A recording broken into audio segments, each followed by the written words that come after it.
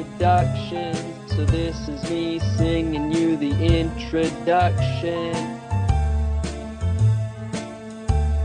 Effectively Wild. Hello and welcome to episode 2500 of Effectively Wild, a FanGraphs baseball podcast brought to you by our Patreon supporters. I'm Meg Rowley of FanGraphs, and I am joined by a motley crew, the first of whom is Ben Lindbergh of The Ringer. Ben, how are you? Feeling patriotic for this podcast. Okay, I was going to say. And we have some friends along for the ride. Sam Miller of Pebble Hunting. How are you? I'm pretty good. Do you think that motley is supposed to describe the individual members? It's a crew of people who are all motley, or is the crew itself only made motley by its unification? That is such an effectively wild question to be asking. Yeah, it is. In fact, it is an incongruous or heterogeneous mixture. Yeah, it describes the crew, right? Yeah, it describes the crew. We've got to consult Tommy Lee on this one. Right. Yeah. I'm not personally being accused of motleynness. No, but only when in concert with me and Ben and our fourth guest, Grant Brisby of The Athletic. Grant. My pockets are overflowing with motley people. I got motley everywhere. Enough for all of us. We're a crew now because I'm here. We've got Motley, we've got Moxie, we have everyone except Jeff Sullivan. Sadly, Jeff Sullivan could not join us. He was invited, but he big-timed us, basically. How long ago was he invited, Ben? He was invited 6 weeks ago. And was he offered any time, any day? Yes. I mean, there were some restrictions just because of other people's unavailability, but it was pretty open-ended.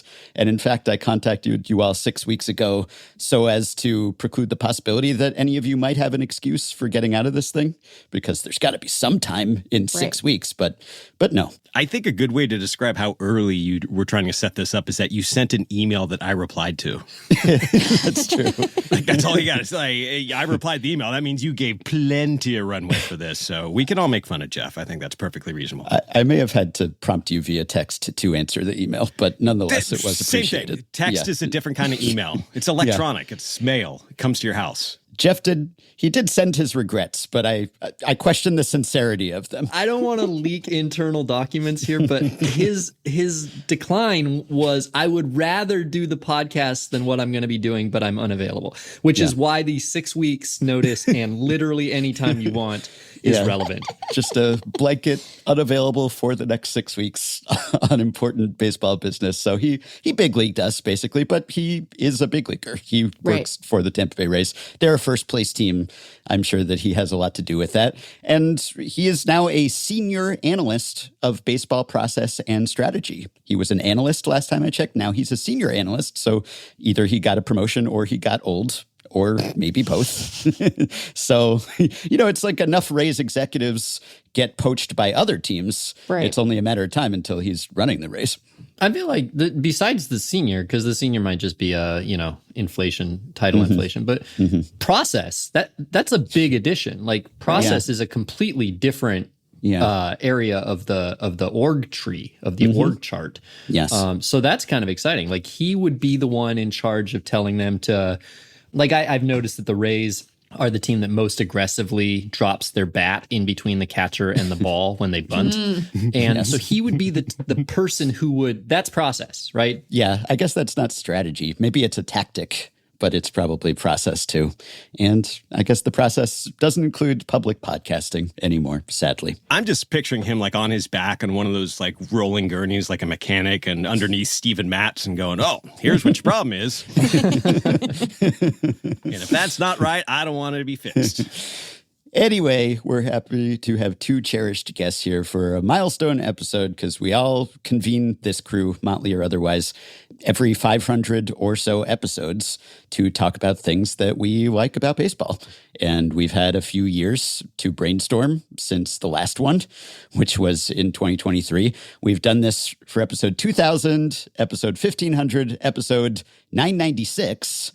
and episode 500. And I know on a previous edition of these, we got into why not 1000? Well, it was because Sam went to work for ESPN and the podcast was changing. And so we had to do it a little early that time. But nonetheless, it's a tradition, and we are continuing the tradition. And it just so happens that this milestone for the podcast is coinciding with a milestone for the country. The last week of the country. You never know, but we'll find out. But Tim, Patreon supporter, wrote in June to say, tell me you didn't plan for episode 2500 to be released on the same day the USA turns 250. And I told Tim that we didn't. We did not plan that. That just was a complete coincidence. I like the implication that we did plan it. Yeah, 14 years ago, Sam and I were plotting in the summer of 2012. If we start now and we do it 5 days a week for this number of years, and then we switch to 3 and we almost never miss an episode, then it will perfectly line up so that in 2026, it'll be 250 and 2500. Is this the real reason you podcasted on the day of your wedding? Just to stay on just to be schedule. On the pace. Yeah. Right. Every holiday that I haven't taken off, it's all been the long game that I had this target in mind, that I had to make this goal. And Effectively Wild may be turning a mere 14 years old later this month, coinciding with Sam's birthday, as always. But there are 10 Effectively Wild episodes for every year of our nation's history. So how about that? It really, it kind of puts things into perspective. It makes America seem sort of pathetic. Which one do you think Rutherford B. Hayes would have liked the most? We had him on, I think, a few times. Yeah. I think Taft would have been a listener, since everybody knows 2 things about Taft. It's true. Bathtub and opening day. Yeah. Stuck in a bathtub and listen to podcasts. And as a personal favor to Grant and Sam, I will not be bringing up the San Francisco Giants because we're drafting things we like about baseball and things that will make us and our listeners happy. So unless you want to bring up the Giants of your own accord, I will not be initiating that. And so I could do a quick little recap and review of the things we've drafted before. And I think these episodes are pretty evergreen. They probably hold up. So you could go back and revisit them if you haven't been along for this very long ride. But just to summarize, bring everyone up to speed, back on episode 500, which was before Meg joined the Motley Crew.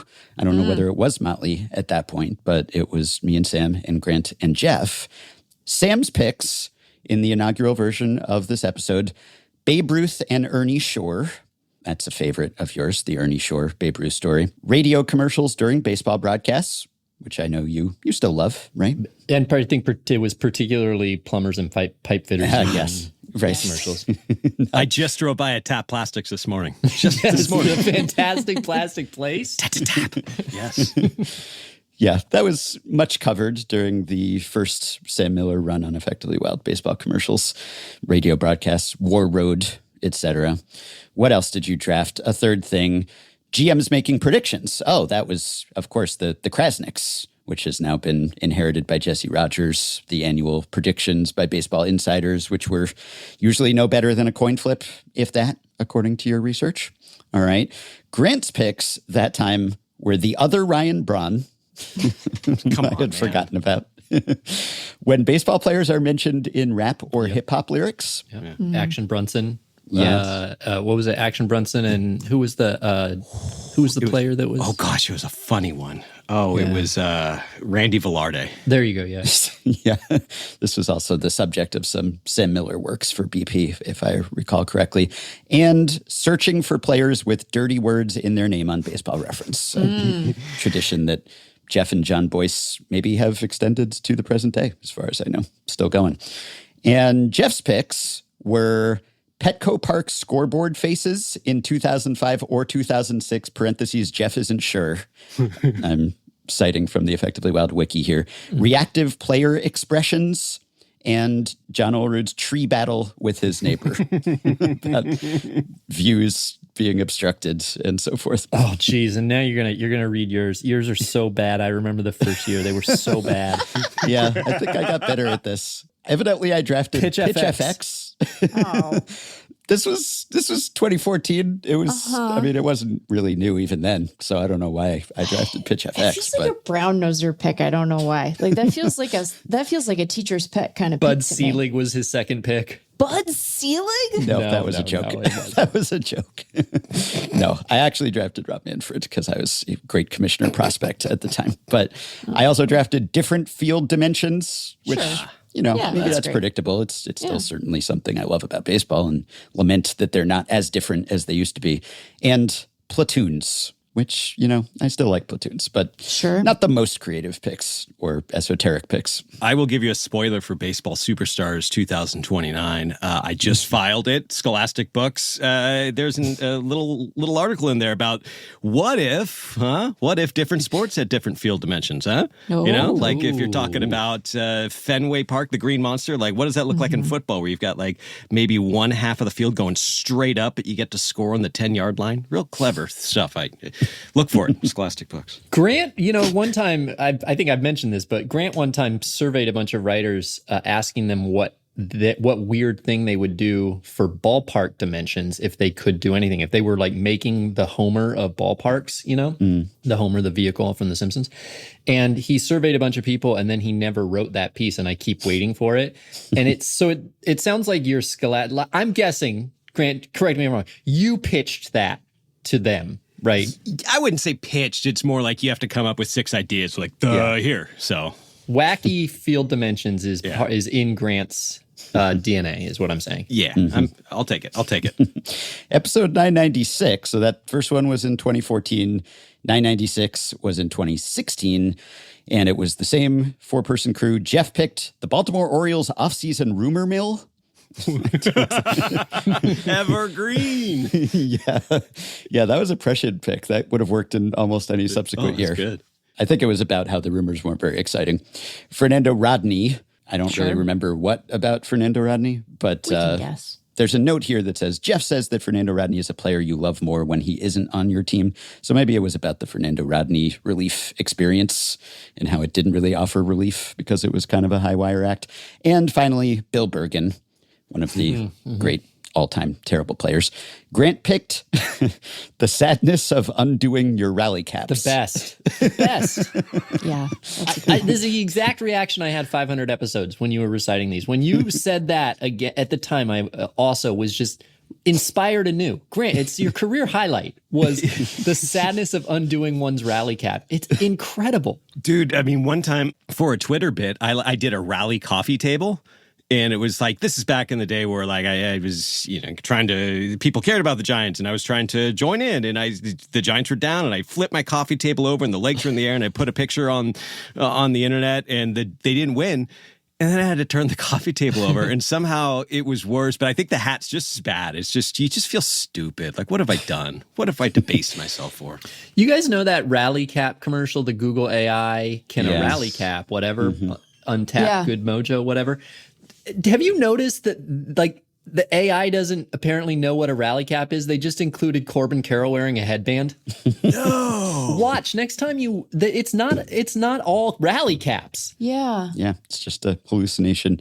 You got to be careful overturning coffee tables, as I learned last time. I regaled Meg with an injury that I suffered this week. I seriously injured myself hurting. Hours before we were set to record, and I didn't learn he was injured until we were on mic, and I had to remind him, you are allowed to take episodes off, and you don't even need to suffer like a blunt force trauma. Yeah, well, we couldn't take an episode off because imagine if my 14-year-long plot to have episode 2500 line up with America 250 was scuttled at the last minute. But yeah, you could have subbed. It would have been okay. We would have had a sub. We would have had a sub. Well, the blood had dried, so it was fine. But I like the sadness of undoing your rally cap. I prefer the other Ryan Braun. That's my favorite Grand Prix. But you still have to undo your rally cap even if the rally succeeds. But then it's not sad, I guess. Then you're releasing like joy particles into the air. That's fine. Yeah. You know what? You shouldn't. Any rally cap that works should be displayed on a in your room, in your trophy room. your You should have a row of successful rally caps. Or you could just like wear it to parent-teacher conferences or whatever. Like when you need that little extra, spark. What's going on in your parent-teacher conferences that you need a rally cap? Rally cap, let's go. All in, 110%. Leave nothing Do you out there. bad kids? Are your kids bad? Are they like rotten? They are my kids. They share my DNA. So Yeah. Well, that could be an expensive habit if you had to get a new hat every time. I think that's exactly why it would work, though. If you're not willing to really commit your hat to the cause. Mm-hmm. Yeah. And speaking of suck-up picks, Grant's last one was how talented umpires are. It's true. quietly. It's true, though. The funny thing is they were garbage at the time. Like we now know that they're they're way better. better now than they were then. Way better. They weren't even trying. Like all you had to do was say we're watching you and they get way better. And back then they were garbage. So They were still so good. Does that mean that Elf on the Shelf works? Sam's picks were the worst ever sacrifice bunt. yeah, that's a good one. I don't really remember the specifics. What? Oh, it was, okay. Sam details when Terry Francona called for a sacrifice bunt against Mark Wohlers, a pitcher who had the yips and was struggling to throw strikes. Sam thinks that Francona was trying to be kind to Wohlers, calling for the bunt. I believe I asked Doug Glanville, the bunter. I think I asked him one time, and I think he said something like, "Oh, that's interesting." No, I don't remember. Speaking of baseball-related raps, you drafted Matt Kemp's rap album. And one of my favorites was Phil Necro being old, because we all got to Google Phil Necro and how old he looked, even older than he actually was, which was very old. I drafted Players Being Afraid of Weather, which was one like when lightning would strike or something and players would get startled. I drafted Pitchers' Bodies When They Are Throwing. Mm-hmm. They're the elbows. It's just So gross. nightmare, absolute nightmare fuel. And Mike Trout. That wasn't very creative of me. I don't know if I was drafting anything specific about Mike Trout, but just maybe all the material that he had given us up to that point. Episode 1500 was in 2020, and Meg joined the team for this one. Oh. And that time we had Jeff's picks were feeling hopeful about a team in spring until they lose their first game. The unsolvability of baseball, which is maybe why he's unavailable for this episode. He's still in the lab trying to figure out baseball. And fan understanding of managers. Grant picked Searching Baseball Reference, this is a theme with Grant, for player names from the 1904 season. And the fact that Paul Giamatti is the son of former MLB Commissioner A. Bartlett Giamatti. Classic bit. I don't understand why you like that so much. You It's so bring good that because up I found out about constantly. it. No, I found out about it after the fact. So like if you're thinking like you've got the 1988 tops and you've got the A. Bartlett Giamatti, like you grow up when you've got a commissioner's baseball card, and then you grow up and you see, well, that guy's Pig Vomit. And then Pig Vomit becomes like a big star in his own right and one of America's beloved character actors. And then at some point they dovetailed and my mind was blown. And I just love that. I'm sorry. I'm not going to apologize for it. Well, It is still a not very widely known fact among mainstreamers. You can still, not that the mainstream people know who A. Bartlett Giamatti is either, so it's kind of like, doesn't really land. But what he did kind of broke containment, though. So you can say Paul Giamatti's dad was the one who banned Pete Rose, and everyone knows who that is. You know, like that kind of brings it all together. It's like, wow, really? So I don't know. It's maybe not that cool. But I was reading a book where it was talking about different professors and stuff, and it starts talking about, well, my friend Bart and all this stuff, and it's like, oh, that's Pig Vomit's dad. I know him. Banned Pete Rose. Anyways. Evidently, Grant had only 2 picks that year, unless the Effectively Wild wiki is missing something. Sam picked Willie Mays' House Party. Yeah. That's a good one.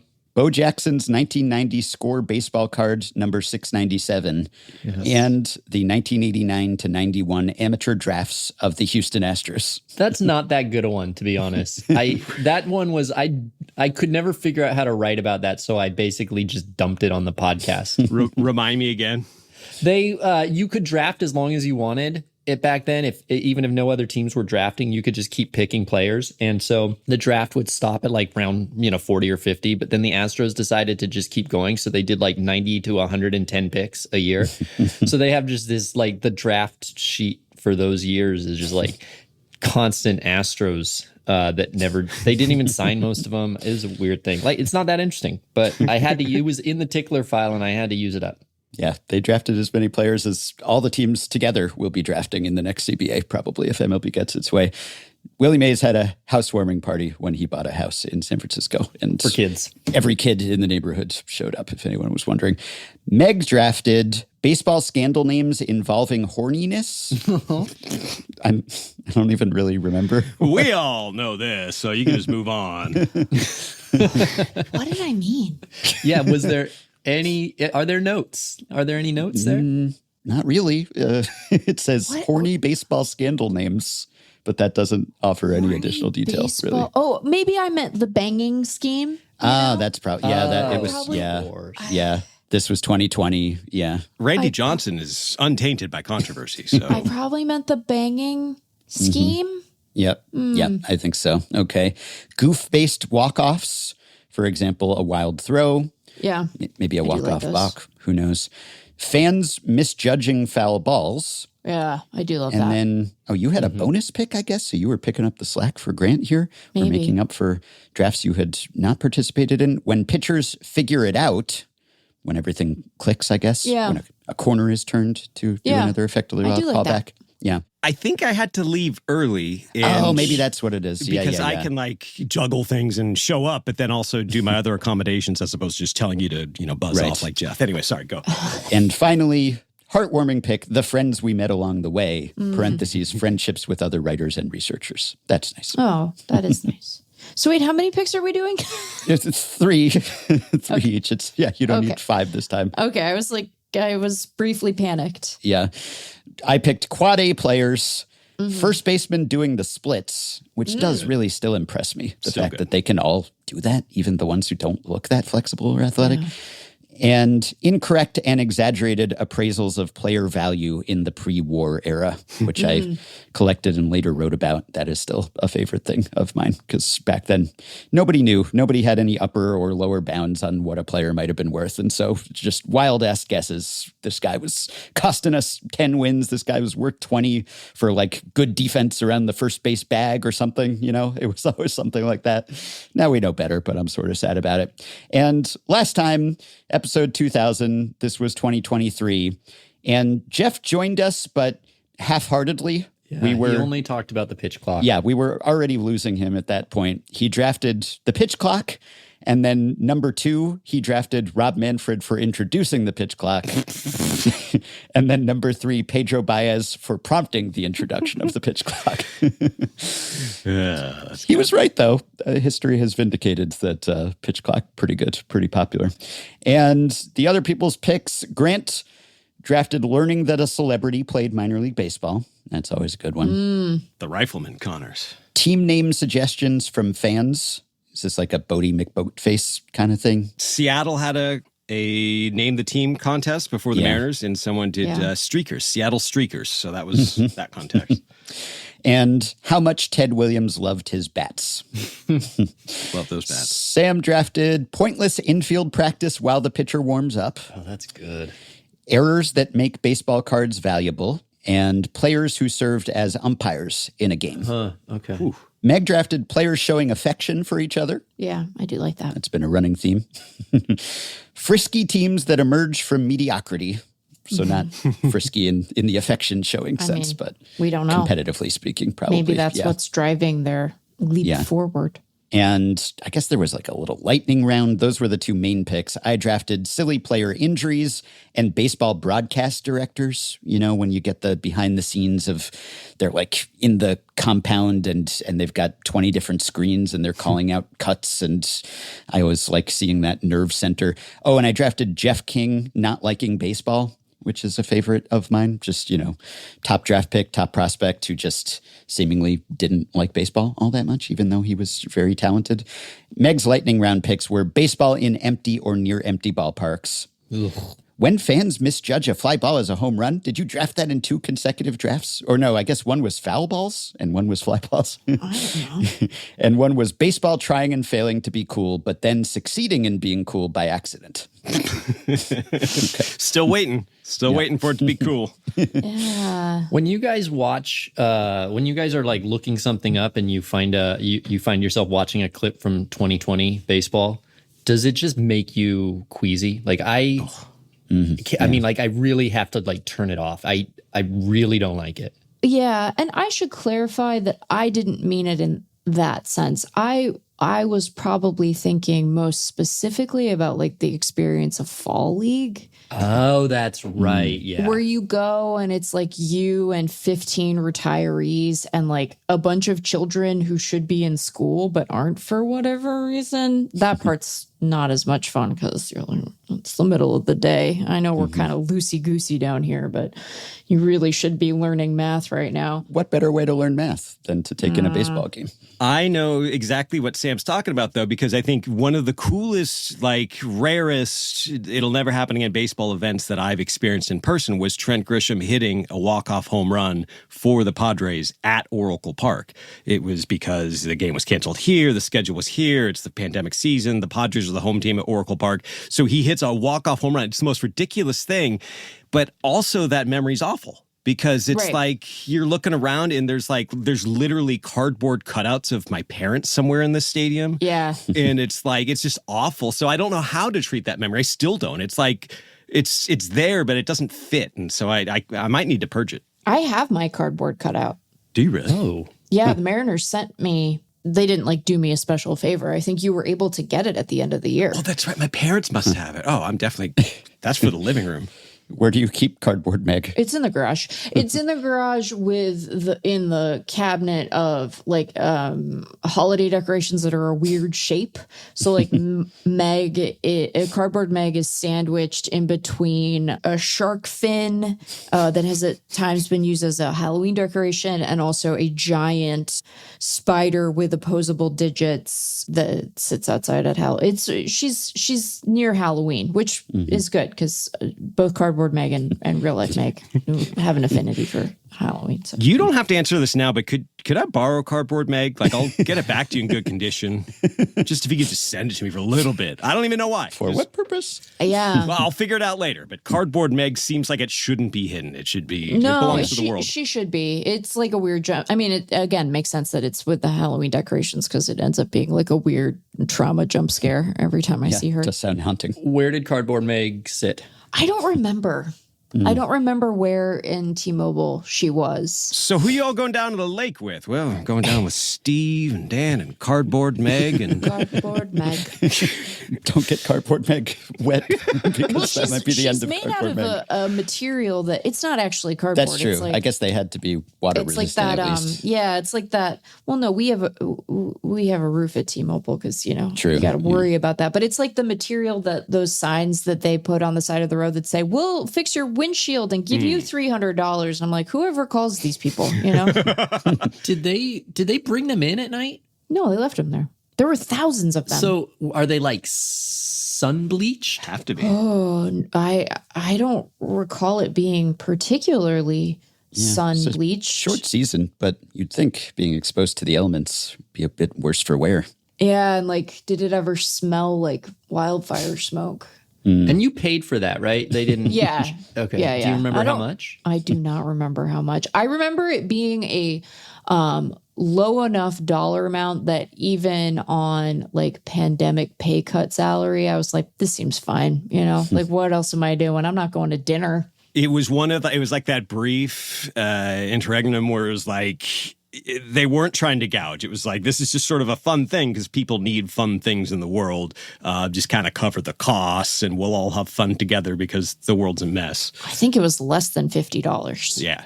I think my parents, it was like $25 or something. Yeah. I'm really surprised that I didn't do it in retrospect. Why didn't I do it? Yeah. I don't know.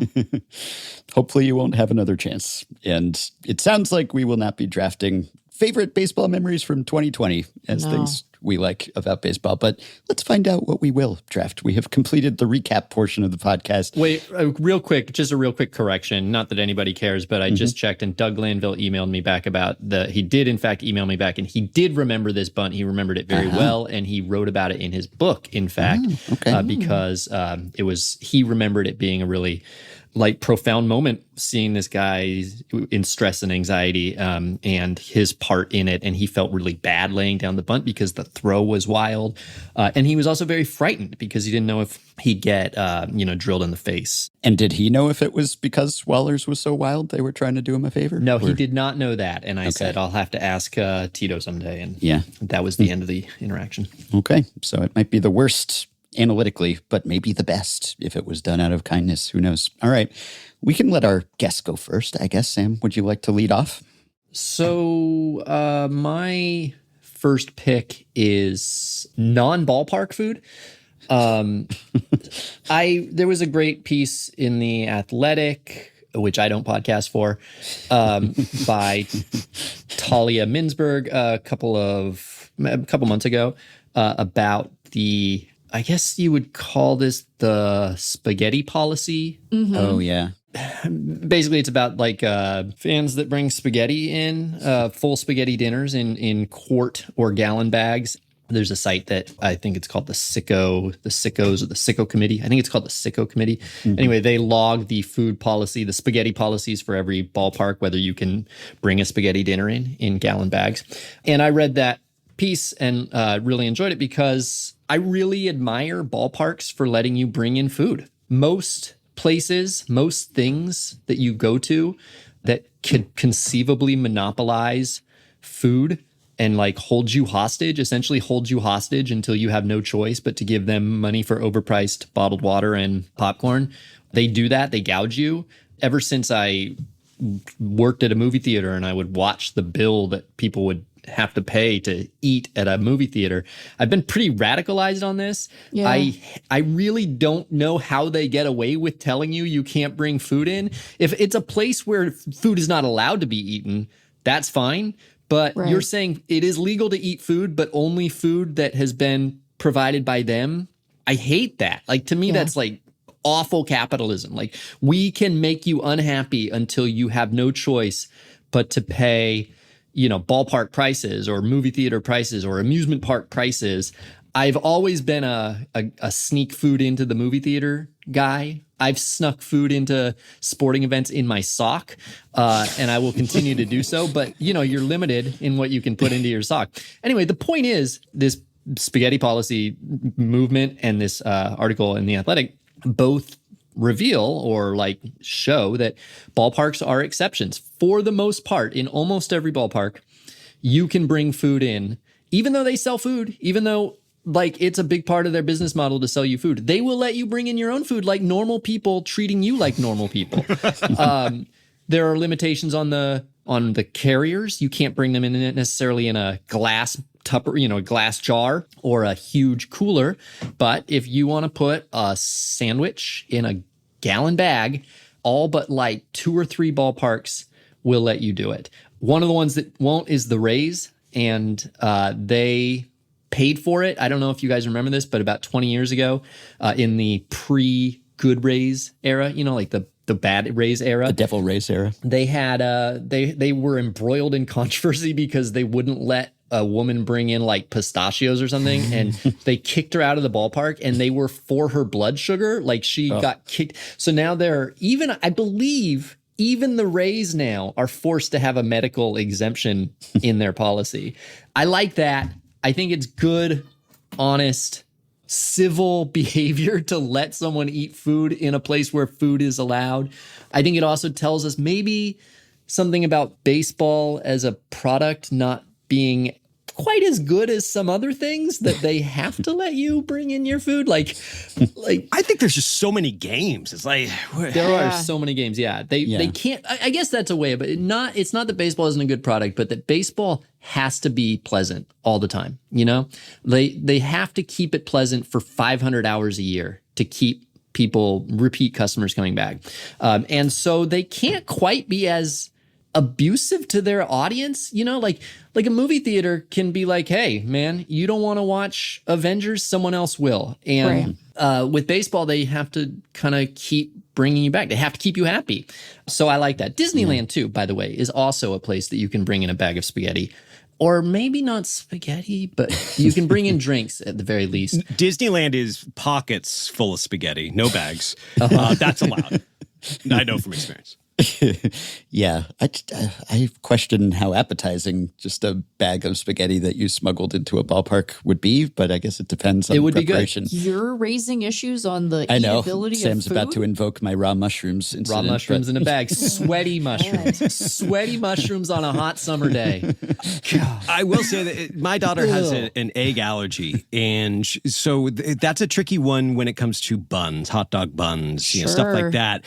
And if you've ever asked at a ballpark, does this have eggs in it? That you're not getting, no one, like even in a bakery, like a really nice bakery, you ask if this has eggs in it and people look at you like, well, I don't know. So in that respect, we bring food for the kid with the allergy problems and it works out. So one vote for Sam. That's a good one. I think it probably is also especially because pre-pitch clock games were of indeterminate length and pre-Zombie Runner 2. And so you go to a movie, you know more or less when it's starting. Maybe you have to add 25 minutes for ads and Nicole Kidman and trailers, but basically you have some idea and you know what the running time is, but they don't list that in advance for baseball games because people would probably think it was rigged and there's no clock counting down. So you don't know, you can't really make dinner plans or anything. So you might starve. And also it's outdoors. Maybe that's part of it too. And there's the convention of just, shedding your peanut shells and your Cracker Jack or whatever and just making other people pick it up for you. But yeah, I think, and it's also, there's historically, at least there was a lot of downtime and the games were long and there's time between pitches, time to talk or time to chew. So I think it's a good sport to eat to if they let you. Mm-hmm. But I'm with you. Yeah. I mean, they have a captive audience.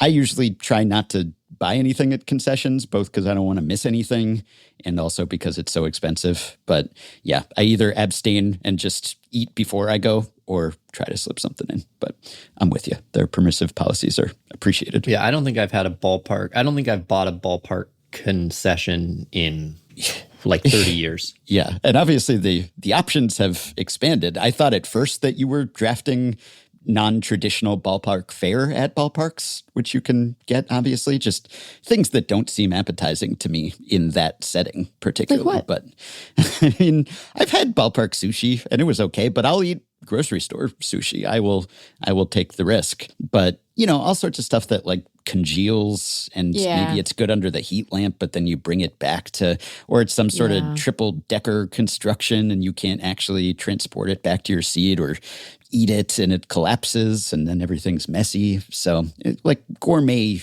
dining at a ballpark, unless you're one of the fancy people in one of the clubs or something and you get an actual sit-down meal. If you're eating it in the stands, I don't know. It's not for me. And then there's the whole like conspicuous consumption monstrosities that teams compete to create that like calorie max. How many calories can we cram into this thing? What is more American than that, I guess? I think it's more about height or length that they're trying to max, actually, than calorie. Calorie is a byproduct of that, certainly. But the super long hot dogs, the very tall burgers. Yeah. And you're like, even in a restaurant, how would you eat that? Yeah. It has no structural integrity. All right. Grant, you want to go?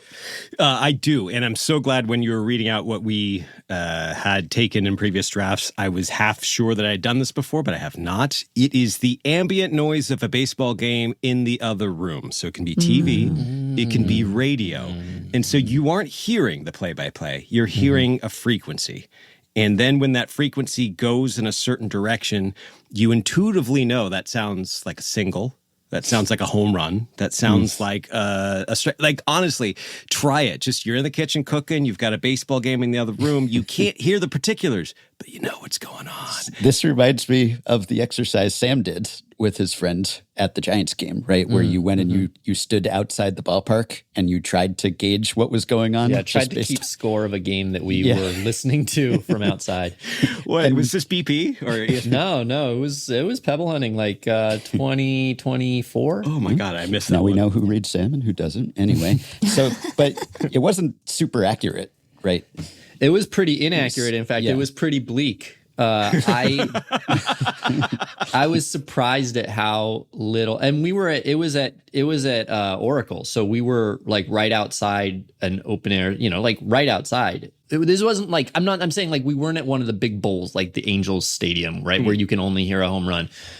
In fact, I was gonna do two types of parks, like a downtown park and a suburban park, to see the difference.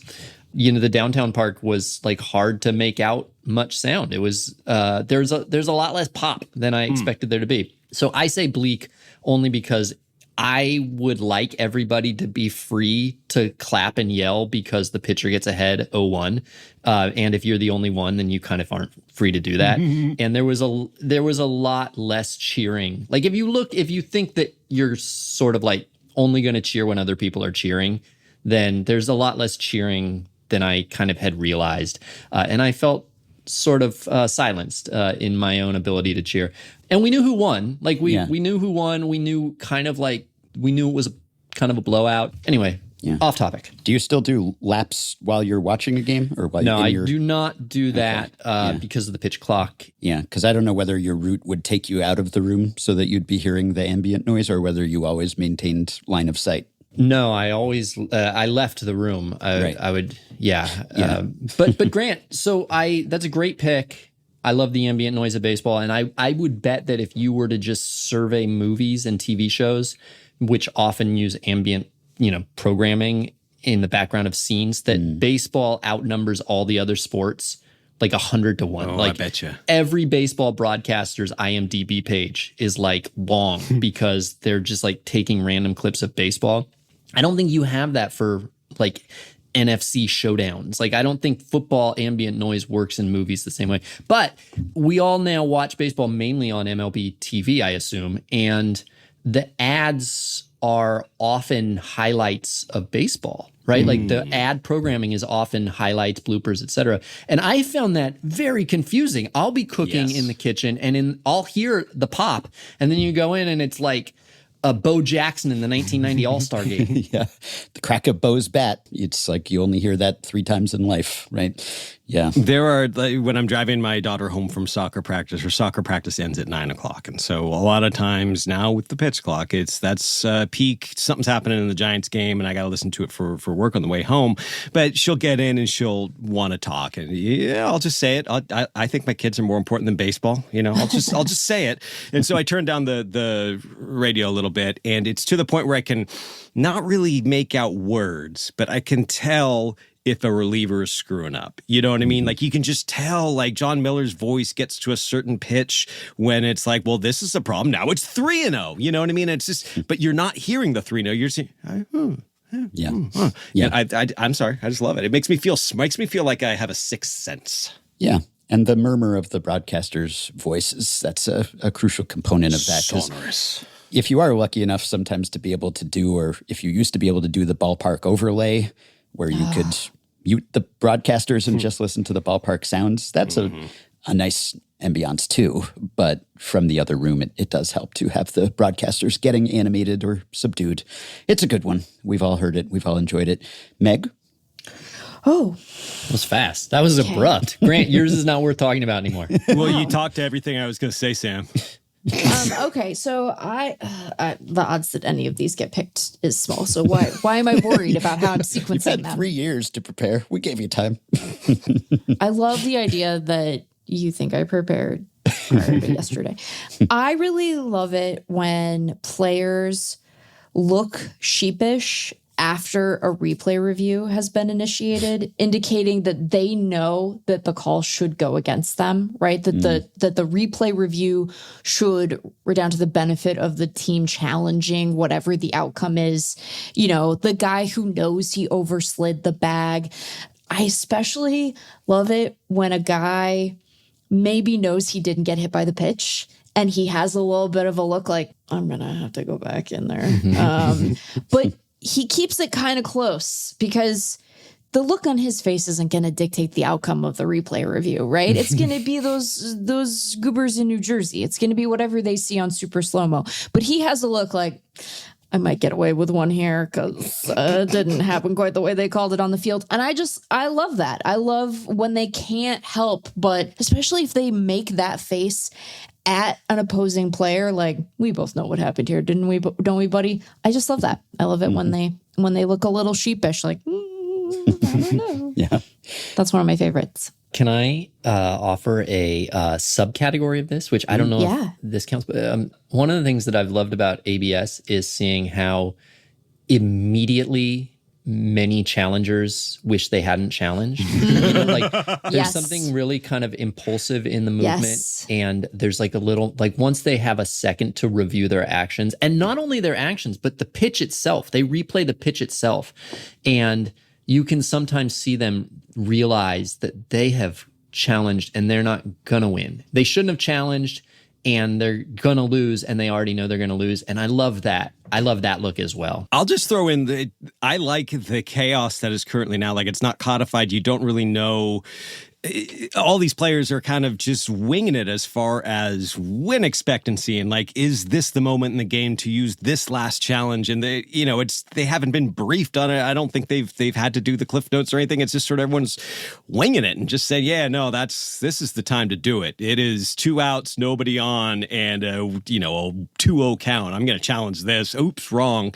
And I love that it's chaos, and you could see like a few people. Like, a few players get it. Like, they understand. It's like, that I know that's a ball, but not the time. And other players like, tap. You have wronged me. So yeah. Well, and maybe a further subcategory of this, and I'm going to offer this, and then if it's on anyone's list, I think you can still draft it.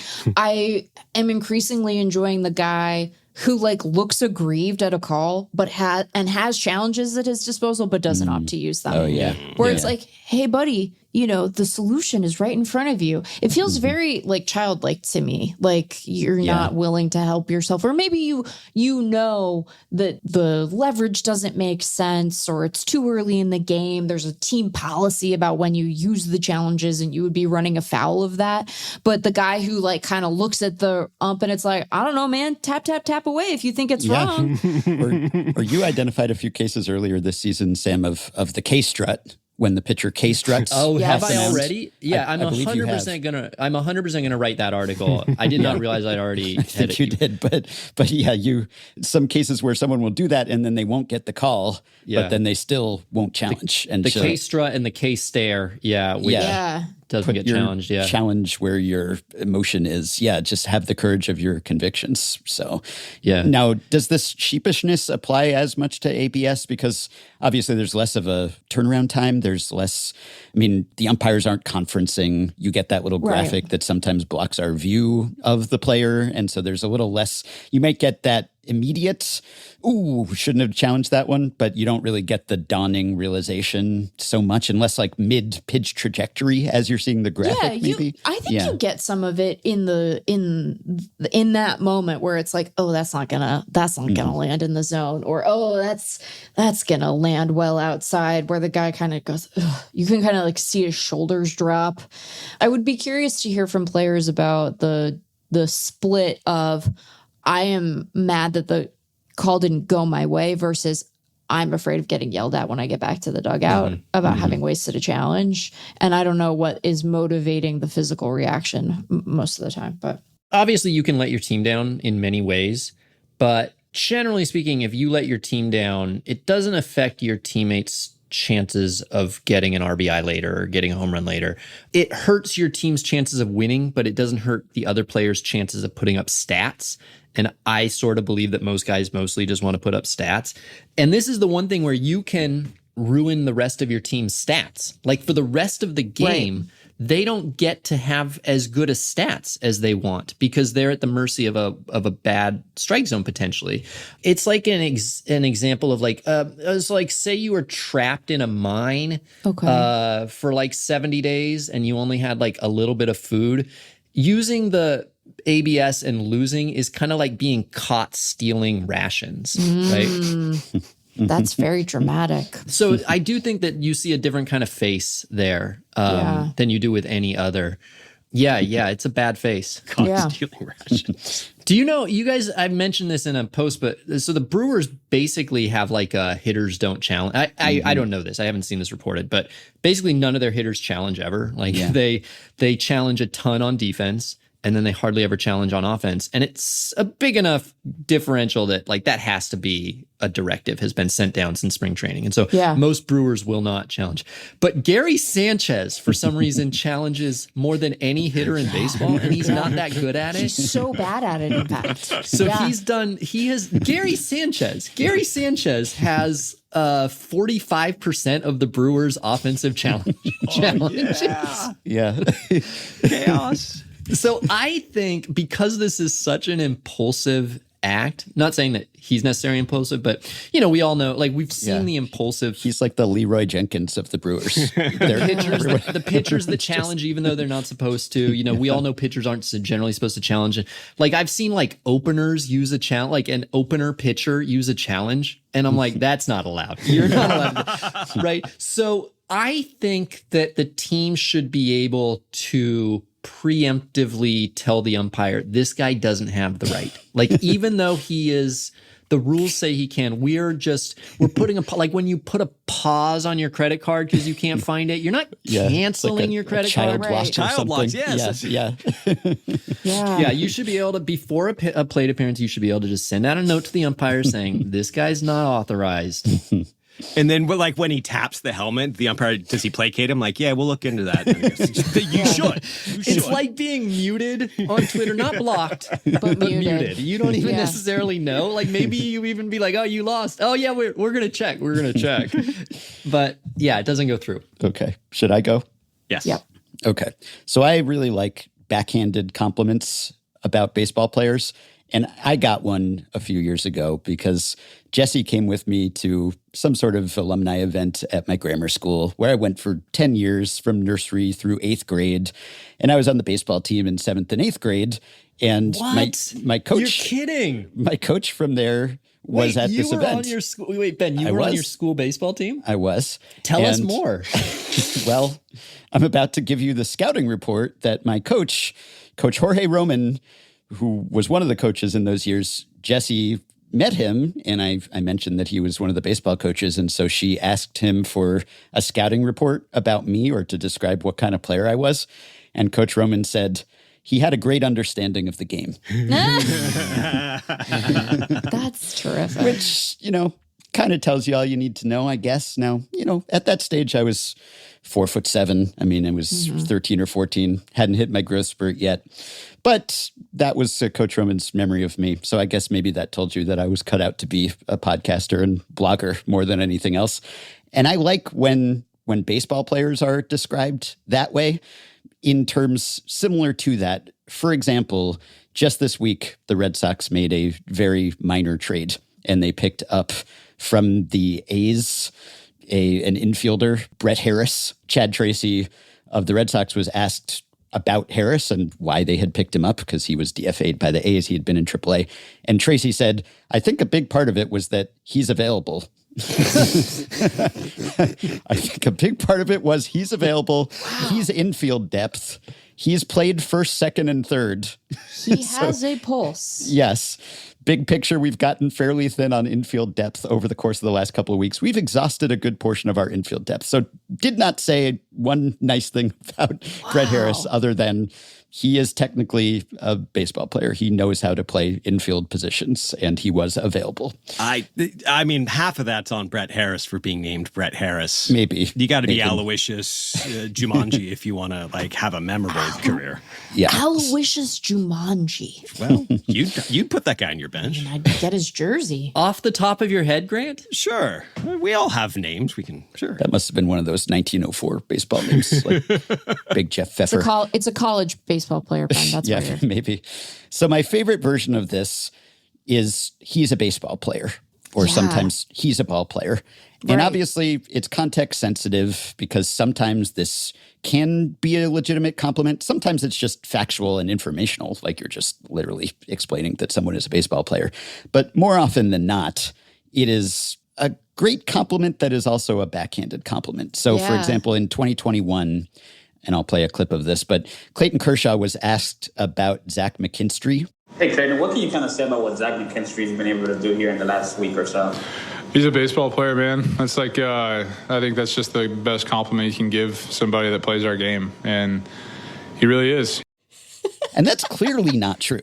Like, No. People have paid much better compliments to Clayton Kershaw than he's a baseball player. Like, he's a many-time Cy Young Award winner. He's a future Hall of Famer. He is the best pitcher in baseball. He's arguably the best pitcher ever. Like, these are the best compliments you could give somebody who plays our game. I'm technically going to say something that's true. Ben Lindbergh is a baseball player. It was true in 7th and 8th grade, at least.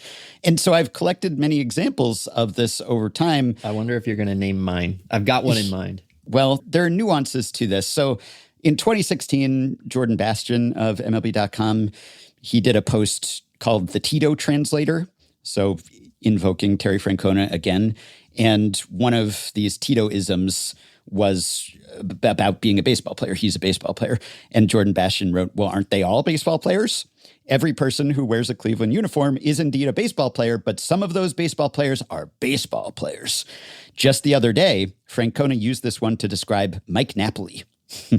Tito even took it to a new level. He's a down and dirty baseball player. Oh. What does it mean? It means the player in question has great instincts, that he does more reacting than thinking, and he does so well when he's out on the field. He'll get his uniform dirty and do whatever it takes to put the team first and his own stats second, probably because his own stats aren't that great, but that goes unstated.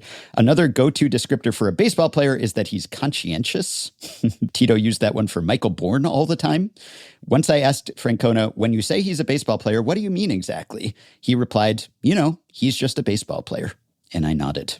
So that's what it usually goes like. And I mentioned one of these earlier this season because we were talking about Ildemaro Vargas. And this was when Ildemaro Vargas was like the best hitter in baseball and had a 400 batting average or whatever. And Pat Murphy, Brewers manager, was asked about Ildemaro Vargas, and he wanted to say something. Something kind of complimentary about him, but what do you say? And Pat Murphy said, he's always been a baseball player. And then he went on to say he's always been a winning player. He's always been a little less tools than his performance is better than his tools. He's playing with a freedom. He's finding the barrel. He knows himself. As you mature as a player and get more time, you can find pockets like this.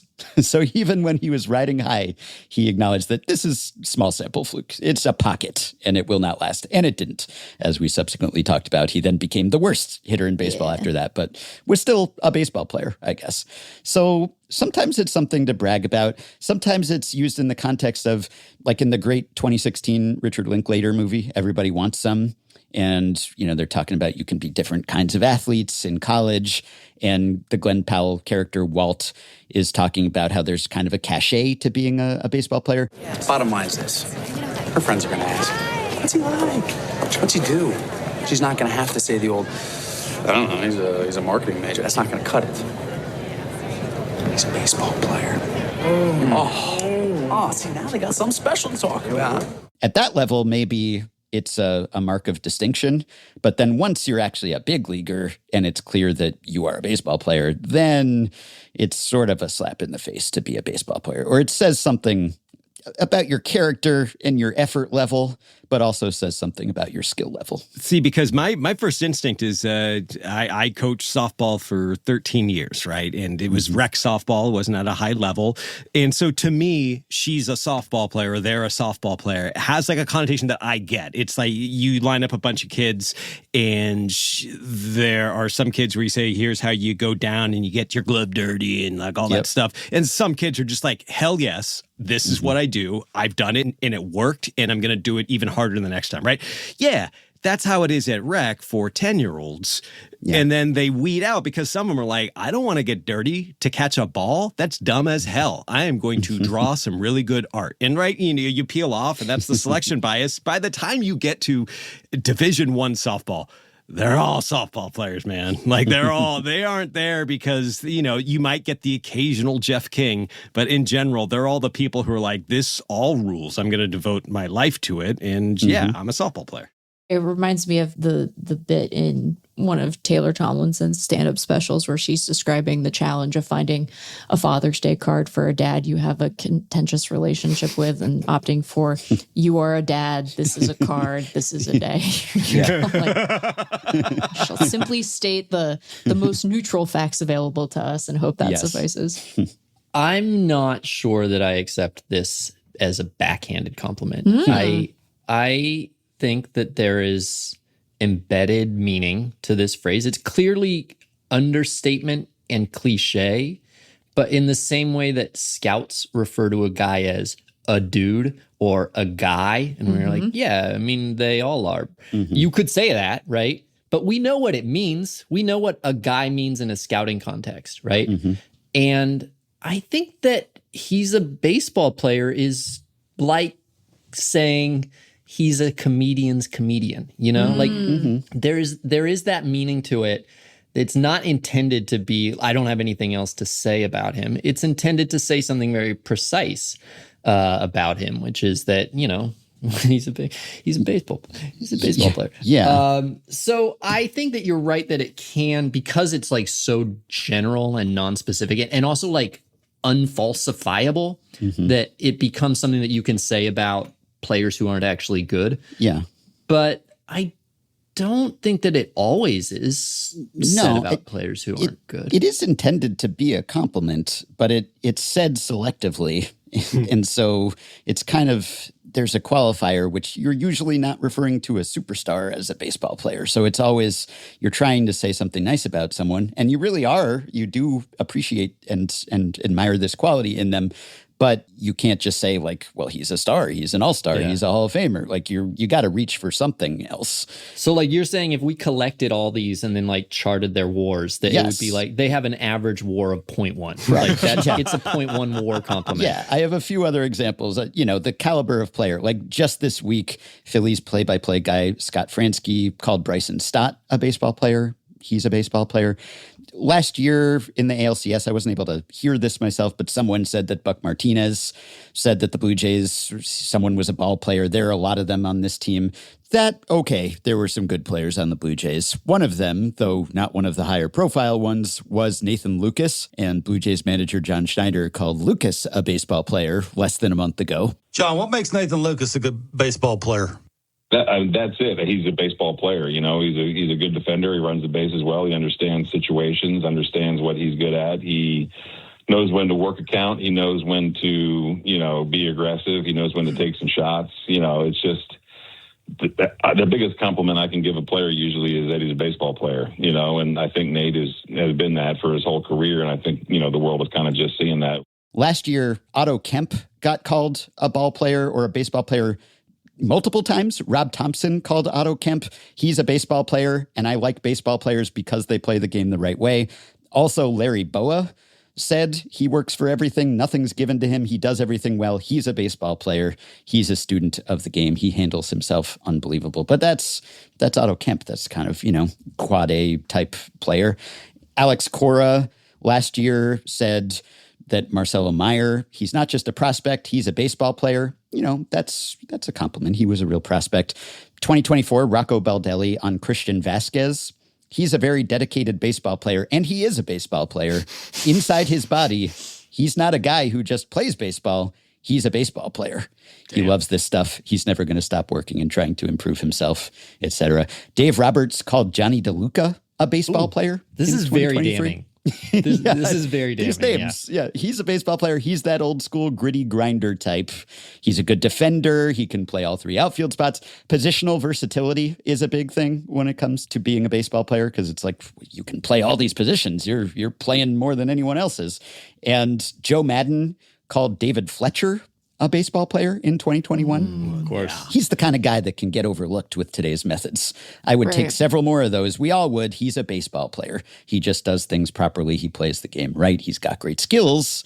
He sees things that other people don't see in advance. We never heard what happened to David Fletcher and his possible sports betting activities. I never got an update on that. So that's it. And, sometimes like in Space Jam, Michael Jordan is described as a baseball player and describes himself as a baseball player. And then it's kind of dismissive. It's like, baseball player, because, he's playing basketball then.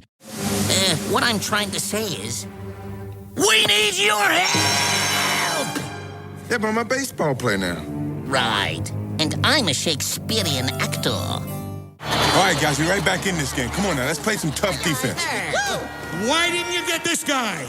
He's a baseball player. Yeah, boss, a baseball player. Looks like a basketball player to me. Yeah, me too.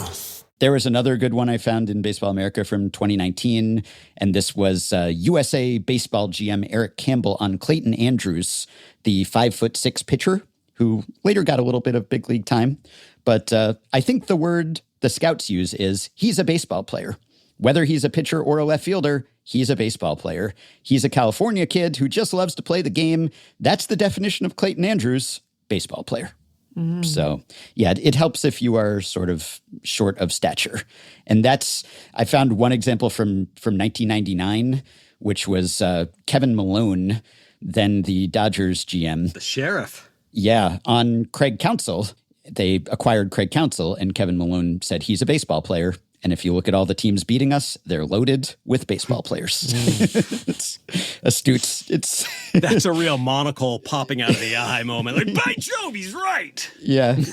It's pretty tautological. There are some other, like in 2022, Brian Snitker called Ronald Acuna Jr. a baseball player. And that's unusual because he's, totally tooled up star. But he was being asked about him making some misplays in the outfield. And so he was saying he's a baseball player as in he's fallible, he's human, he can make mistakes from time to time. I mean, it just seems like maybe the throw, and then he's had a couple plays. Oh, he's a baseball player. I don't expect him to be perfect. I know that. So that was an interesting little wrinkle. So the only way that like a true star can be called a baseball player, I think, is either when they did something wrong like that, or if they're a littler guy and they did something small ballish, then you can kind of compliment that on, like Dave Roberts last year called Mookie Betts, he's a baseball player. And it was, after he made some heads up play, right? So that happened. Jason Stark referred to Jimmy Rollins in 2008 as a baseball player. There's a connotation that like you're not too flashy. It's not all about you. You're a team player. Like Ryne Sandberg, okay, probably maybe the best player who was referred to as baseball player, but he referred to himself as a baseball player. Can't do that. Yeah, you can't. That's like nicknaming yourself, But yeah, it was when he retired in mid 1994 when he'd stopped being a baseball player. Exactly. Yeah. Right. Yeah, and he said like the skills that he had. He said the thing that helped me become the player I was have left me. And so, yeah, he was no longer a baseball player. But he said, I've devoted everything all my life to baseball. I haven't had any distractions or anything else on the side. And he was a baseball player, and he just wanted to be remembered as a baseball player. And Larry Himes, the Cubs GM at the time, said, there are no Ryne Sandberg billboards. I've never seen a Ryne Sandberg ad. That seems unlikely, right? There had to be. Yeah, but he enjoys playing baseball, not doing peripheral stuff. So he wasn't in it for just the stardom or the money or anything. He was a baseball player, and that's how he wanted to be remembered. And so, I found some columns. Mike Royko, the legendary Chicago Pulitzer Prize winning columnist, he had a real hard-on for baseball players in the 90s. So he talked about how Sandberg was a true baseball player. He talked about how John Kruk was not an athlete, but was a baseball player. Again, backhanded compliment. I agree with that. that. Kruk might agree with that too. Did you guys happen to be watching the Phillies game when they had one of the Artemis 2 astronauts in the booth with Kruk? I saw the details. I have developed over the last couple of years just like a really profound affection for Kruk, which I'm not the only one. I'm not like, having a take here. But watching him interact with the notion of a human being going to space was really beautiful. It was such a magical. He's like, you guys got beer up there, And then he had clearly asked her, it was Christina Koss, had asked her all these questions when they had dinner together in the media dining room. And he noted that, like, he asked her, have we really been up there? And she was like, yeah, of course. And he was like, what am I believe her. What am I going to do? Get my information from podcasts? And I was like, this suggests that not only is John Kruk aware of podcasts, he has like a developed understanding of some of the shenanigans that podcasts get up to in conspiratorial spaces and finds them wanting. And it filled my heart with joy. So that's the story about John Kruk. Ben, can I give you my favorite backhanded compliment? Sure. He does things that don't show up in the box score. Oh, yeah, of course. Especially with the modern expanded box score. Like literally I was going to write a post about things that truly don't show up in the box score, and I could only think of one, and it was backing up a throw that didn't get away from the fielder. Yeah. Backed up the throw. The throw was accurate. It was fine. It got caught, but he backed it up. That didn't show up in the box score. Everything else shows up in the box score. And even that is tracked. It's tracked, but it is hard to get. Even the tracking data that is released does not if you try to get the tracking data for the other players in the field of a play that are not the primary actor in the play, you will see that it is very hard to do, and therefore I consider that not in the box score. So would you say a catcher running to first, as a matter of course, that's something that doesn't show up in the box score? Are you trying to trick me? That's what I just said. No, did you say the catcher, the catching position? I mean, he's a fielder backing up a throw. Yeah. But all right, guys, I just wanted to clarify. Yeah. This is why the podcast was canceled, The only other one, that occurs to me, Sam, is if a guy is the final hitter in a half inning, and then one of his teammates brings out his hat to him, his hat and his glove, because he's like, he doesn't go back to the dugout for it. Somebody brings it out to him and is like, here, you need this for the next half inning. I found a reputed Pat Tabler quote, which I couldn't confirm, could be apocryphal, but he's a baseball player. And what do baseball players do? They play baseball. So I think it's Christina Koch, not Koss. I actually Googled because I thought, Christian Koss. I thought exactly. I thought it was exactly a Christian. What happened. That is exactly what happened. Yeah. Well, we are all Koss brain. Yeah. Honestly, I was already primed to think about Christian Koss, and you have to know why. We invoked the Giants. I promised that we wouldn't. My brain did a weird little cross there. So I before we get any emails, Royko in that column on Kruk said, one of his teammates said, and this was when Kruk was on the Padres in '86, I guess he was a rookie. One of his teammates supposedly said, I've never seen anything that looks like Kruk. I've never seen anything that moves like Kruk. I've never seen anything shaped like Kruk. But he was a baseball player. So much. One time, recently, a couple of weeks ago, Kruk somehow they got talking about high school football or something like that, or maybe high school basketball, something. And his partners asked him did he play or was he good or something? And he's like, yeah, I mean, I was the best player in the state. And it does remind you that even John Kruk was not only the best baseball player in the state, right? But even John Kruk was the best athlete in all of West Virginia. He was the best at everything. Yeah. Yep. That's what these guys are. All of them. And so if you get described as a baseball player, as an amateur, as a kid, that's probably not a great sign for you. Yeah. And it wasn't for me, I guess. And the last example I'll share is I found an example from 1978 about a player named Kevin Willoughby on the New London, Connecticut Whalers high school baseball team. And I don't know what happened or became of Kevin Willoughby, but it starts, Coach Gil Vargas describes Kevin Willoughby the best. He's a baseball player. And although that may sound like an oversimplification, it really is not, because that's just what Willoughby is, a complete ball player. But even that, if you're adding an adjective, complete, or he's a great baseball player, that's different. You're dressing it up. And you could throw adjectives in there like wet that really change the meaning. Yeah, then we know who you're talking about. It's Brandon Marsh. But, he's a anyway. Sticky baseball player. Sandberg, I'm not anything besides a baseball player. But that's not usually that great a thing. Although they're all big leaguers, they all deserve some acclaim for that. All right, back to Sam. So I mentioned this in a post very recently. this might be another example of dropping an article idea that I just don't know how to get into in an article. But there were something like 80 pitchers qualifying pitchers last year, wherever you set the threshold, like 80, I think was threshold. 80 qualifying pitchers last year. 79 of them threw between 61 and 68% strikes. Technically 60.9% and 68% strikes. So call it 61. So basically every pitcher, 61 to 68% strikes.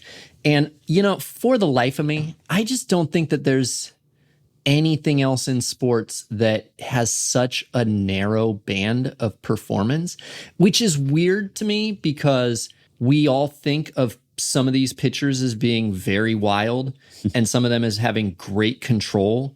And yet they all are in this tiny band between 61 and 68%. And so I don't know how to phrase that, but the fact that every pitcher basically throws the same percentage of strikes is my thing. I think it's crazy, right? Like, that's crazy, isn't it? And so look, it would be hard to stay in the majors if you threw 40% strikes. So I'm not saying that there should be the full, human distribution of strike rates among these pitchers. They're selected for that, but they're selected for many things.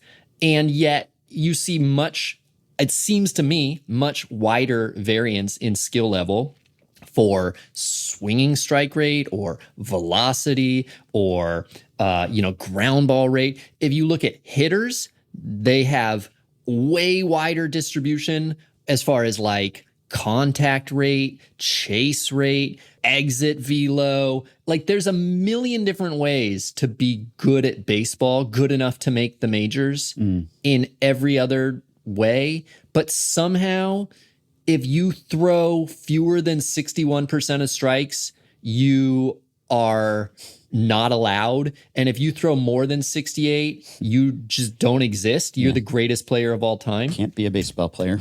Yeah. And so I think that's crazy and delightful. I think that the fact that Jose Soriano and Brian Wu throw like 5 different pitches over the course of 100, like, that's like the wildest guy I've ever seen and the most accurate guy I've ever seen. And it's like 1 out of 20 pitches differs. Yeah. That's nuts. Yeah. You couldn't even tell.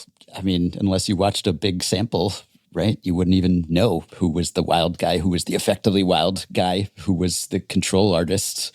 You're pretty clearly the effectively wild guy. Yeah. Does that speak to the importance of the strike zone in baseball? It's like the Bill James quote, the strike zone is the very heart of a baseball game. An inch in the strike zone means far more than 10 yards in the outfield. I don't know how he calculated that, but it's like there just isn't much of a allowable range there, really, because it's just so crucial. It's so central to the way the game has evolved. I don't know. But yeah, I don't know either. And I'm cheating somewhat because you're a lot less likely to qualify as a pitcher if you're walking guys, right? And like, not just that you're like less likely to make the majors if you're wild, but like there are pitchers that are under 61, 61% from last year, but they only threw, a smaller number of innings, and pitchers do in, like relievers and Tyler Chatwood. Tyler Chatwood is always my go-to guy who somehow stayed in the majors a long time despite seemingly throwing very few strikes. I don't even know if that's accurate. I just like bashing Tyler Chatwood for some reason. Totally inexplicable. I don't know, Ben. I don't know. Yeah. I don't know what it speaks to. I haven't decided how to write this yet. No. I don't know what it speaks to. I haven't. I purposefully didn't pick something that was baseball reference related today because I tend to do that every time. But one of the things I love about baseball is this simple conversation has me on the Nick Neugenbauer page right now. It popped in my head now. What was that guy all about? And yeah, Nick Neugenbauer. Yeah, that's a good one. If anyone has examples of similar phenomena in sports where there's that narrow a range at the highest level of something, the skill spread is that small, please write in. I would be interested. Okay. Grant. And this kind of dovetails in with the idea of he's a baseball player, because I love, one of my favorite baseball things that I've watched covered over the last couple decades is coming in this hellish season for the Giants. And it is such an oasis. And it's Luis Ariz, his defensive improvement, which it passes the eyeball test. He's doing stuff out there where it's like, wow, that is a hot shot defensive second baseman. And I love the idea that that's still possible. And I don't know who the other, because first off, you have to be a baseball player to be able to commit to fielding like this. And if you're a baseball player, I feel like you can work with Ron Washington and get coached up. But just the idea that out there somewhere is, a pitcher that's been told to focus on getting that velocity up or getting this spin rate, getting this snap on a slider, something like that, that you can put all these efforts into it, and then still on the side, there might be something that's untouched that you can rediscover later in your career and go, you know what, I'm going to work on this now. And then that takes you in a whole nother direction. It's the skill it takes to do what Luis Ariz did as a hitter seems to be like you would need to put all of your efforts into being that good as a hitter. And it's a reminder that it's the whole, he's a baseball player. I'll just say it, he's a baseball player. But the idea that that's still available to some of these baseball players is fascinating to me. Yes. Yeah. Oh, I completely co-sign. Can I jump the line, Meg? Because I have a very related one, and it'll dovetail with this. Yes, sure. So, dovetail. Yeah, I'm fascinated by this too, because this was one of the things that made me want to write a book about player development, because there was that whole wave of Rich Hill and Justin Turner and JD Martinez, and it was just like these guys were already big leaguers. They already had reached the pinnacle, and then it turned out they had another gear, and all they had to do was start swinging up or learn a new pitch or throw one already good pitch way more or something. And it seems so simple. So I wanted to take today players just deciding to change something, and and suddenly they're a completely different player. And it's more about the mindset of it specifically. So not even picking up a pitch, or I worked with Ron Washington or something where there's like an actual physical change. They're doing something different, but just like someone told them, hey, why not think about it this way? And then they did that. And then they were a completely different player from that point forward. And the most recent example of this is Keibert Ruiz, Nationals catcher this year, or for many years, but this year he is actually good. And Spencer Nussbaum wrote a piece about this for The Athletic, and it's about how they unlocked Keibert Ruiz after years of stagnating or going backward, if anything. And it turned out they had a meeting with him, and the Nationals have these player plan meetings where they kind of talk about what could improve and how you could do something better. And for Keibert Ruiz, the idea was basically just that like he should try swinging harder. Like, have you thought about that? And that worked, seemingly.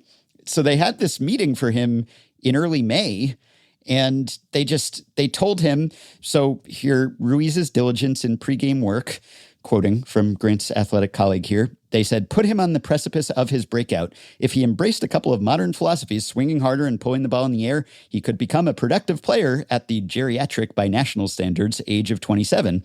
In his first at-bat after the meeting, Ruiz pulled a double into right field. In his next at-bat, he did it again. His next time up, he swung harder than he had in almost any at-bat this season. He pulled a home run inside the foul pole in right field. His OPS jumped 127 points in one day. Over the next 3 weeks, it spiked another 130 points and sits at 763. Since the meeting, Ruiz has been the most productive offensive catcher in baseball. And this was published May 28th, just looking at the previous 3 weeks or so. But it's still true. He is still the most productive catcher in baseball since that meeting in early May. And all they had to do, really, and there's a little more to it. Obviously, they worked with him in the cage and they showed him some data and stuff. But basically, here it is. After the meeting, over the weeks that followed the meeting, the Nationals had him spend time in the cage, generating more power from his backside, taking more swings before the game. Okay, these are more mechanical changes. He was doing underweight and overweight bats and stuff like that to work on swing speed and bat speed. But it says, when Ruiz went up to the plate, he said, the Nats wanted him to think of two words, do damage. So how did this all work out? Before the meeting, swing speed from the left side, 66.7 miles per hour. After, 68.9. Before the meeting, percentage of batted ball events pulled in the air, 25%, 70th in MLB. After, 58.3%, the highest rate in MLB. Before the meeting, 1 extra base hit every 11 at-bats. After, 1 extra base hit every 4.1 at-bats.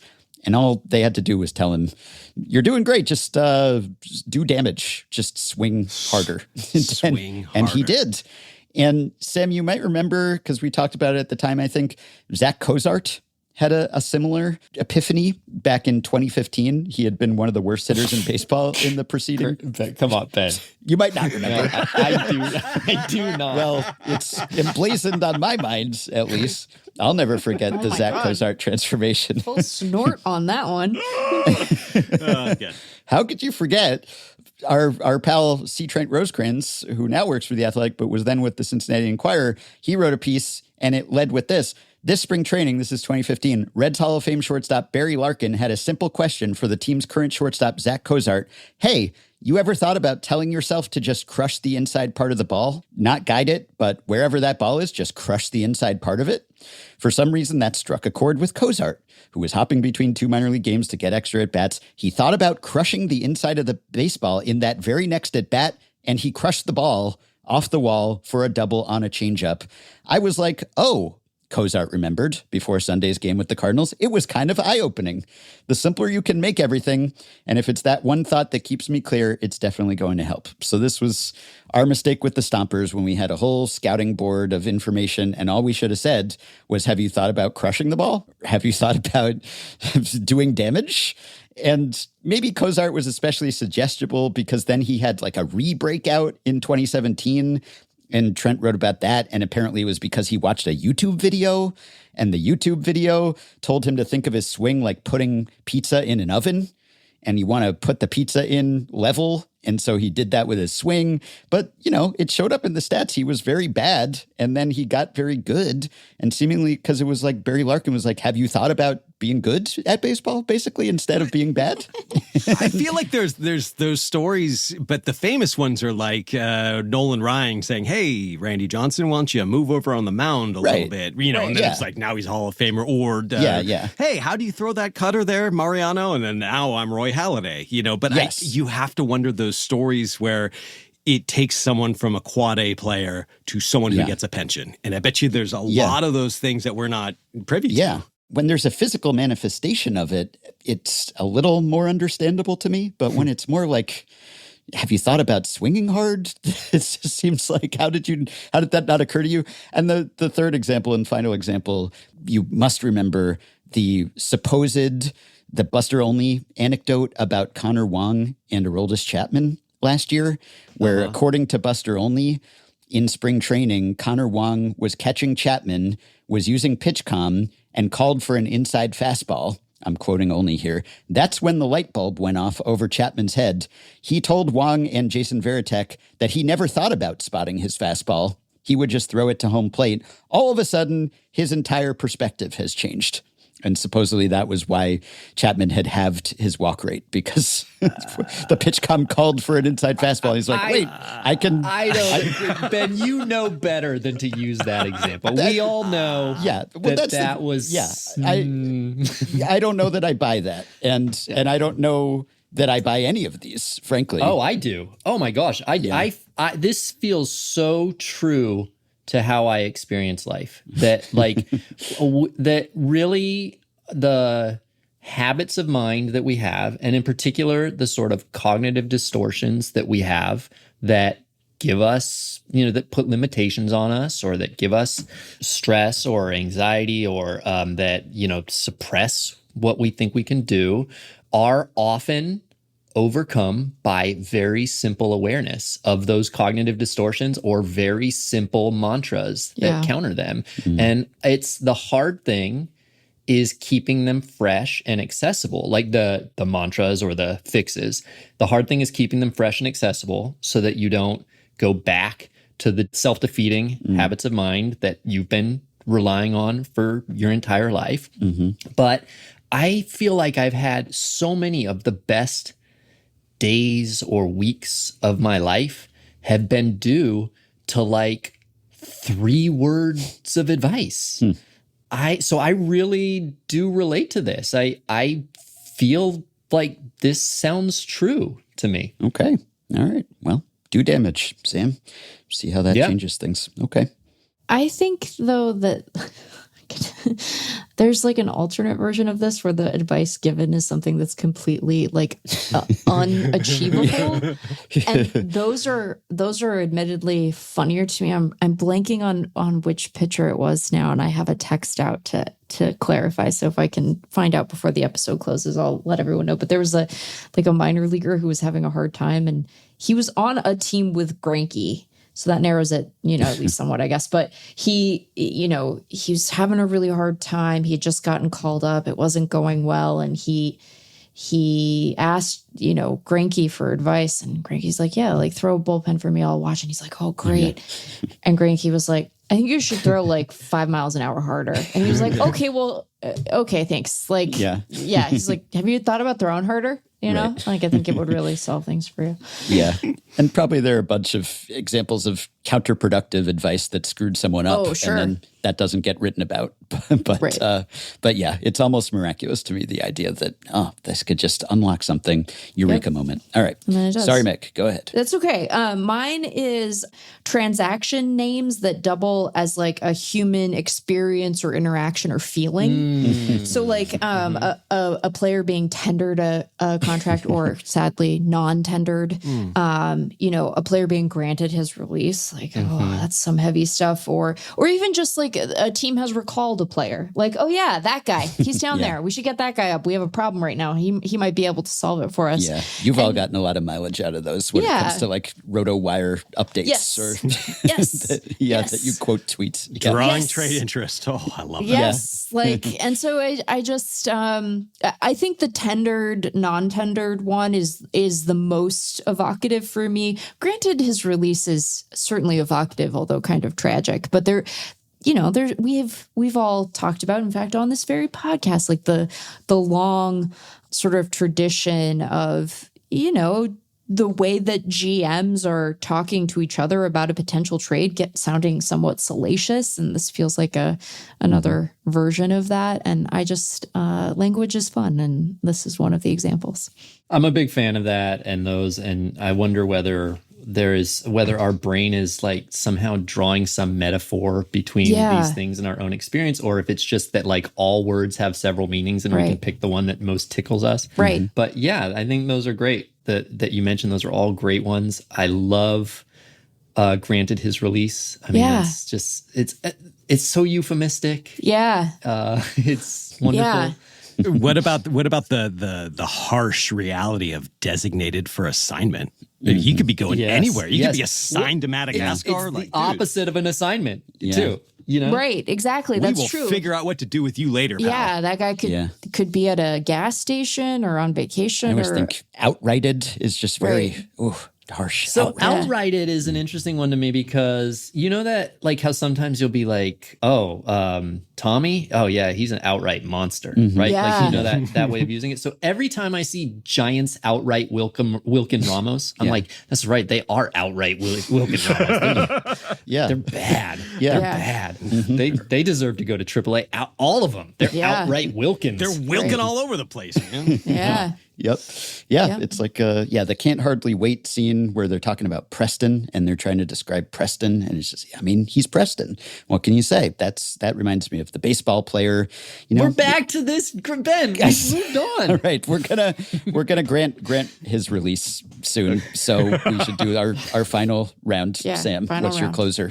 I like that baseball, we all live in silos for the most part. I very rarely travel more than, 20 miles from where I live. Most of my friends are like the same age as me and pretty similar. And I like this. It's like sort of like subtle, but baseball exposes you to a world of different people from different backgrounds with different behaviors that you just would never be exposed to. And I like that. And sometimes it also exposes you to a certain amount of like evil that frankly, or like rottenness that you frankly wouldn't. And the best example of this is the people that named their twins Tyler and Taylor. I just can't believe that those people exist, that there are people in this world who had identical twins and name them Tyler and Taylor. I think you said this on the last roundtable. It tries to, no, but I'm with you. It's you've got imp and skimp, and it's like no. We were on our not our last episode, but the episode before that, contemplating, or at least I was like, so Molly Jolly, you know. Yeah. I wasn't sure if Jolly was Molly's maiden name or if she had taken her husband's name, and we came to find out that it is her married name. But the point I was making is like the calculus, you know, there are all kinds of reasons that women take their husband's names, and that calculus is one set of decisions. And then there would be the parental decision of being like, this is our precious baby girl Molly, and our last name is Jolly. We are creating the Molly Jolly combination, which is delightful, but also like kind of inherently ridiculous, right? And that's very different than a grown woman being like, no, I am aware of the hilarity of Molly Jolly, and I accept Molly Jolly. I am Molly Jolly. You know, her husband's name is Bert. They're Molly and Bert Jolly. Bert Jolly. Doesn't that she's married to a Muppet, you know? Like that's a Muppet man's name. Like this is a Muppet man, you know? Jolly is such a delightful last name, It's though. so nice. I could see why. Like, I don't think she would have necessarily gone with Molly Folly. Like if Right, no. you know, but like Jolly, when you get the chance to marry into the Jollies. Yeah. We think it was Zach Lee. Zach Lee was the pitcher who Greinke told to throw harder. I guess he didn't do it. He didn't do it. So Should have taken that advice. It might have been it was probably a spring training situation, not a call up to the major and join them. I believe I was workshopping a Zach Lee, where Zach Lee is short for exactly. I believe I was workshopping a Zach Lee tweet for like 10 years. And then he just retired. I had an obsession with all baseball players who were adverbs. So it's like, Cliff Lee. Cliff Lee walk out to the mound and, you know, so. You've reminded me of the former owners of Twins.com who blocked the Twins and MLB from buying Twins.com for years, and they were named Derland and Darvin Miller.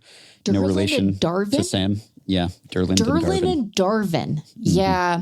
I don't know. Like, I understand the myriad ways in which this could be problematic, and it's a bad idea, and we can't do it, and it's a free society, and people have to be able to make their own choices. But sometimes I do wonder if, like, parents should have to submit some of these names to like a review board, you know? You are so going to get so many emails from Derlands. Derland's a fine name. It's the combination of the names. It's to Sam's point. It's the, hey,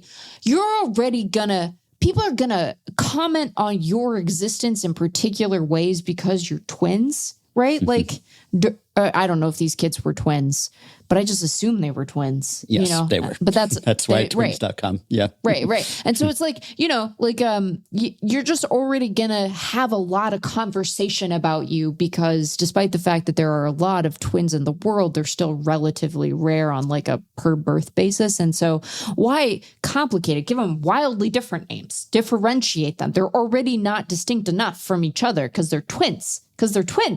All right, another The Simpsons. I mean, Sherry and Terry, right? On The Simpsons. They nailed it. They're annoying, and you should feel bad about it. Taylor and Tyler are hard to keep straight. Yeah. Anyway, like if you call, like every phone call, you'd have to clarify. Yes. Did you say Taylor or Tyler? Yes. You'd have to have them demonstrate their delivery on the mound to tell them apart. Do you think that parents always get the identity of their twins right? What's the error rate on that? Do you think? What do you mean? Like in what? Like they know. Like differentiating. I think they know. Do you think every time though? Do you think every single time? I do. One of the guys who got drafted who got taken in the NHL draft this year, and I'm not remembering their names, and it doesn't matter. He's a twin, and his brother was also in the draft, and they asked his parents, the higher drafted player who I think went in the first round, they asked his parents, like, did they ever play a trick on you? And I so appreciated his dad's answer because he was like, no. And then he's like, but I guess I wouldn't know. And I was like, that is he's like, maybe they did, you know? And I just was like, I feel like this is an honest man. It's like that conspiracy theory that Ozzie Canseco and Jose Canseco switch places in a game and no one knows? I would try it. I would try it at least once if I was They didn't even look that similar, though. Right, yeah, but not them. But if you were true twins and you were on the... And, of course, the Rodgerses... It's a real editorial nightmare, man. Whenever we have to write about one of them, I make myself do like an extra 2 rounds of fact checking that we have the right guy in the piece. I think humans, it turns out, are like super perceptive at differentiating gaits of each other. So I actually think that if you knew the people, you would be able to tell just by the way they walk and carry themselves. Okay. That it would, even if they dressed up the same, I don't think it would scan as correct.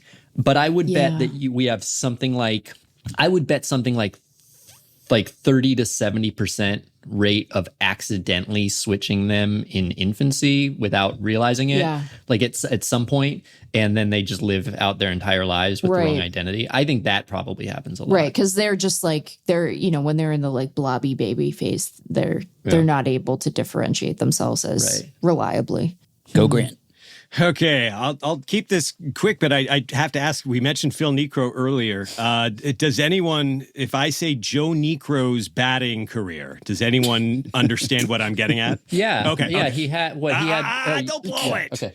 I don't know. Tell Okay, me. good. Okay, so Joe Niekro, a bad hitter for his career. He is, he pitched for 22 years, and when it comes to being a hitter, he had, his OPS plus was 8. That is a 156 batting average, 188 on base percentage, 188 slugging percentage, a bad hitter. However, when you're going through Joe Niekro's line, May 29th, 1976, he does have 1 home run. And so he comes up, and it's Joe Niekro, and he's behind. The Astros are behind 2-1. He comes up with 1 out in the top of the 7th, cranks a home run to tie the game. Eventually, the Astros end up winning. Joe Niekro is the winning pitcher. The losing pitcher who gave up that home run, Phil Niekro. Which I just freaking love that this guy can just suck. And his brother's a Hall of Famer. But that Hall of Famer, if he screws up with 1 knuckleball, even the crappiest guy can hit a ball out when it's the floatiest knuckleball ever. And it's just, it brings in knuckleballs, it brings in quirkiness, it brings in siblings. Like that moment is just, chef's kiss. Yeah. That's a good one. Yeah, it's almost like the Gaylord Perry home run coinciding with the moon landing kind of story. No, everyone kind of agrees that that's true, though. fake. Not true. Yeah. Like a lot of good stories. Yeah, apocryphal. But Don't tell Kruk that.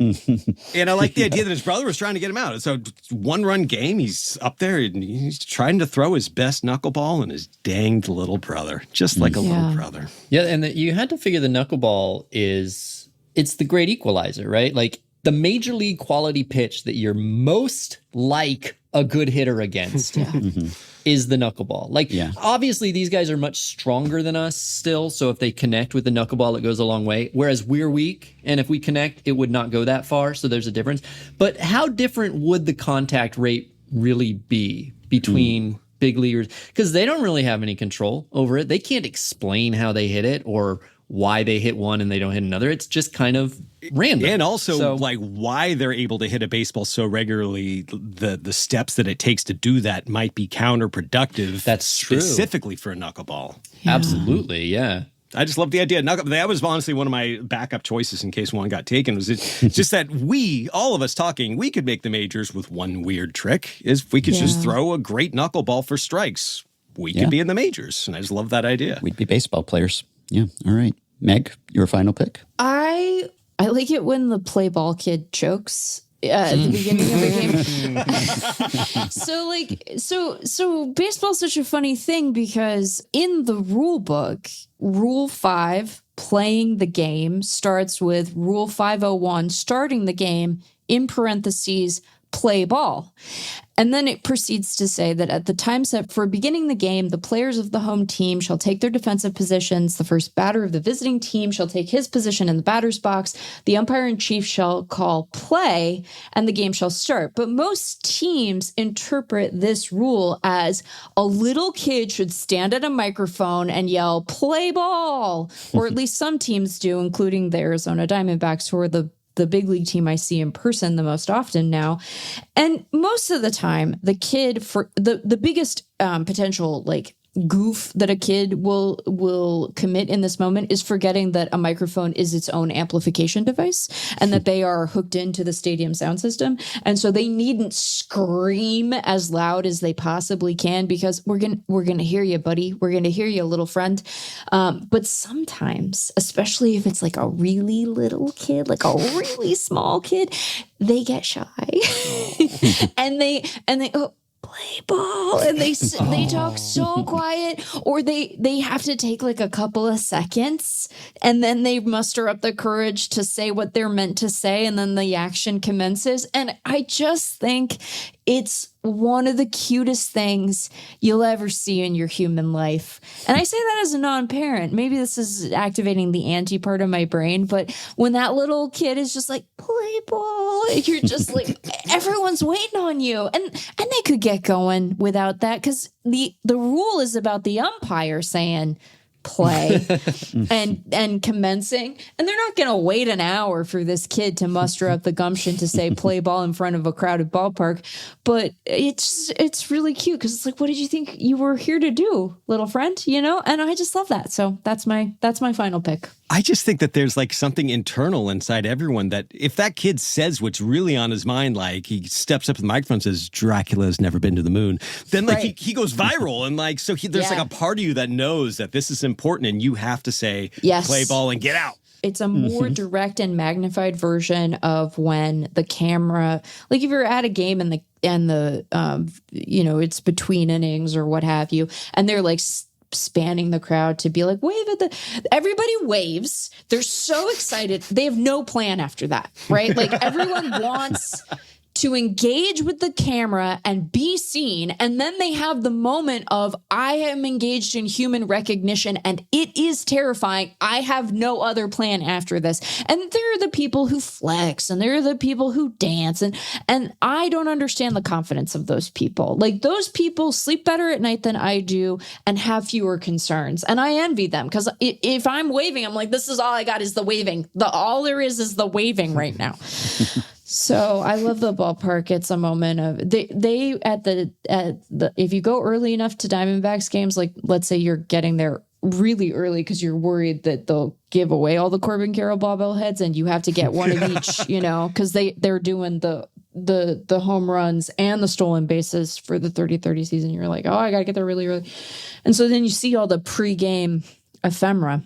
Mm-hmm. And they have a scoreboard thing where they will find a person on their phone and then they will set a timer and see how long they remain oblivious to the fact that they are on the Jumbotron on their phone, which is a kind of high stakes thing. Cause like, what if they're on their phone for a long time because they're learning of like a medical emergency or something? Oh. But people are always, it feels like it could be mean spirited, but the couple of times I've seen it, everyone wants the person to remain oblivious for as long as possible. Yeah, and it has a very like kind of friendly energy to it. And then when they finally look up and see, without exception, that person always looks bashful and then waves and everyone cheers for them.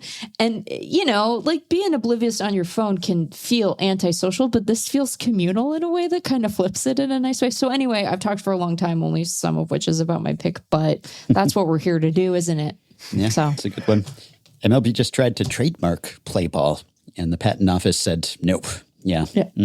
Keep it pure. Keep it wholesome. That's a good one. All right. Well, I'll keep the last pick short and sweet. I won't Fernando Rodney it. I will try to save this one, close it out without incident. But I am taking MLB Game Day 3D glitches. Yes. Oh, yeah. That's great. I have a small but growing collection, which I just emailed you all if you care to watch while I talk, which I will link to on the show page as well. And this is the advanced technology that was introduced or at least fully rolled out in 2024. And as we noted, everything baseball players do on the field is tracked. And so this is their pose tracking. It's when they're running around. They're all transmogrified into stick figures and wireframe figures. And it initially wasn't clear to me what purpose this was serving or why we needed this, because we have the video, but often we don't have the video of every play and every angle. And so you can kind of pause it and you can look from here or there, somewhere where a camera wasn't, and you sort of strip it down to the basics, the bare essentials. And so sometimes it actually provides some insight into how a play went down. But sometimes it goes terribly, horribly wrong. And the players are possessed and they leave this earthly plane. And sometimes they ascend into the sky and sometimes they descend and they sink into the earth. And it seems like it usually goes wrong, well, when it's something out of the normal. When I don't even know which one you're watching. It's like watching The Fog. I was hoping, because Brian Grubb wrote a newsletter about all this, and one of the links that you sent in the email is to one of his Blue Sky posts. And it just has catchers emerging from the earth. It has batters disappearing into the earth. Yeah, it's like they're we entered an email once about what if the mound just rose from the bottom of the earth, subterranean, or like our mole man hypothetical, where you have a mole player who's burrowing under the bases. It's kind of like that. They just rise from subterranean layer and then they disappear whence they came. And it's just the best. It usually happens also at some celebratory moment. Often it's like a walk-off. And so the system just gets overloaded and Statcast's like, what are all these people doing? I lost track of where they are and who they are. And they're, fist bumping and their butt patting and their chest bumping or whatever. They're making all kinds of contact. And so they like blend into each other, or one person just like is a marionette and there's some satanic puppeteer who's just pulling them into the sky and contorting them in just horrible rictus of suffering. And sometimes they just disappear like Jesse Orozco's glove or Prince's guitar or something. And you just don't know where they went. So sometimes it's like a walk-off. Sometimes it's between innings. Like maybe, I don't know, the system isn't ready for that. It's like some interstitial interlude. And the most recent example, heartbreaking, it was posted on Blue Sky and deleted, and now I can't find it anymore. It was June 2nd. I think it was in the Reds game, but somehow the catcher and the batter switched places so that the batter was wearing the catcher's gear, and then they both sank into the earth at the end.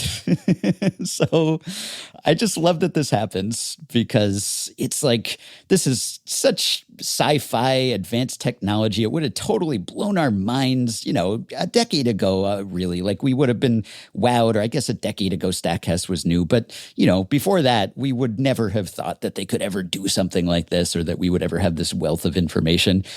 And as advanced as it is, it still regularly F's up, and just its only job is to portray what happened on the field and do a one-to-one mirroring of the play. And it usually does, but sometimes it definitely doesn't. I love that stuff. It's like the on Blue Sky Roto World, their headshots of players is like extremely pixelated, and Why are they like that? Well, they say it's a thing. They grab them and like they're apologizing. It's like, don't apologize. Every time I see it, it lifts my day up. Like literally, like I just see this ultra blurry headshot of a baseball player, and it lifts my day up. I don't know why, but it does. And like I unironically love that glitch. Never fix that. Yeah, the unintentional comedy value of this is just off the charts. I love it. Okay, I think we did it.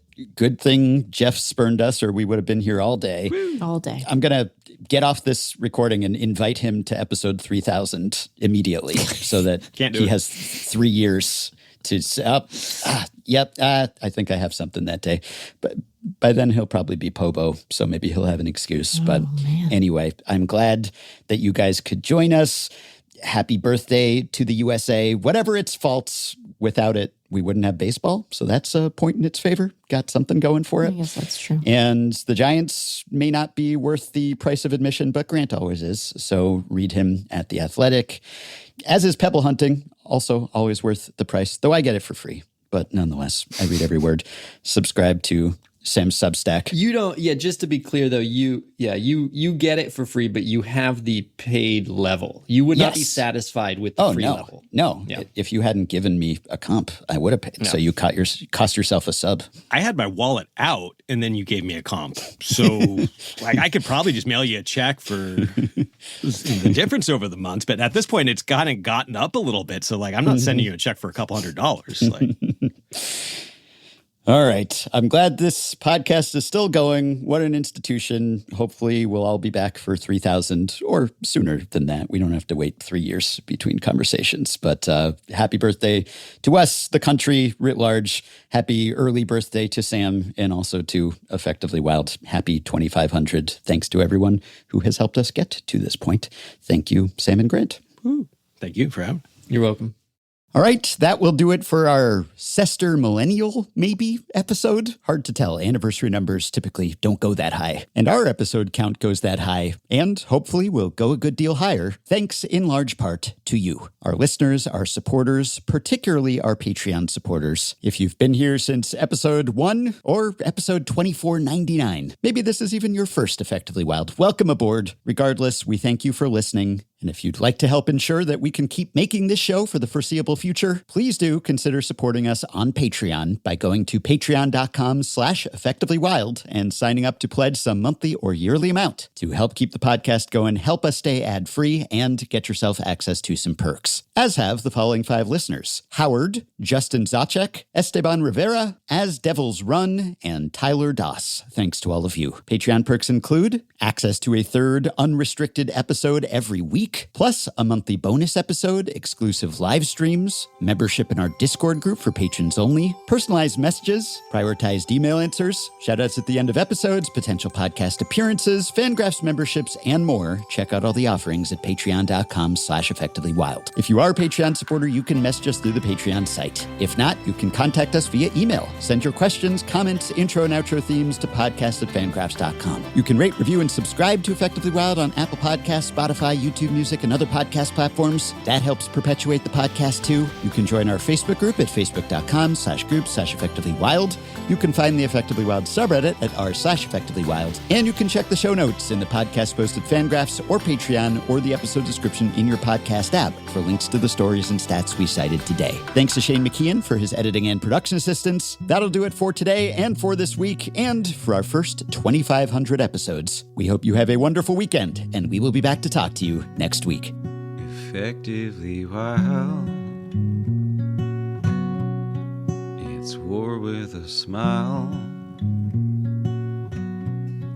Effectively Wild. It's the good stuff. It's baseball nerd stuff. We hope you'll stick around for a while. Effectively Wild. Effectively Wild. Effectively Wild. Effectively Wild.